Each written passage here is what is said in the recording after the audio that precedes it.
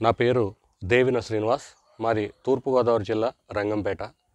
నేను మా అమ్మాయిలు సోహిత, ధన్యత ముగ్గురు కూడా సైకత శిల్పకళ ద్వారా వివిధ జాతీయ, అంతర్జాతీయ దినోత్సవాలకు ఆయా అంశాలపై ప్రజలను చైతన్యవంతం చేయడానికి మా కళ ద్వారా కృషి చేస్తుంటాం. అందులో భాగంగా మేము రాష్ట్ర వ్యాప్తంగా పలు ప్రదేశాల్లో అనేక సైకత శిల్పాలను రూపొందించడం జరిగింది.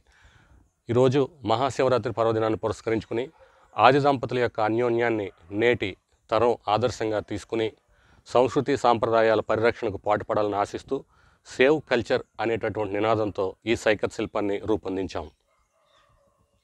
మరిన్ని వీడియోస్ కోసం ఛానల్ ని సబ్స్క్రైబ్ చేయండి. లేటెస్ట్ అప్డేట్స్ కోసం వాట్సాప్ ఛానల్ ని ఫాలో అవ్వండి. అండ్ లింక్ డిస్క్రిప్షన్ లో ఉంది.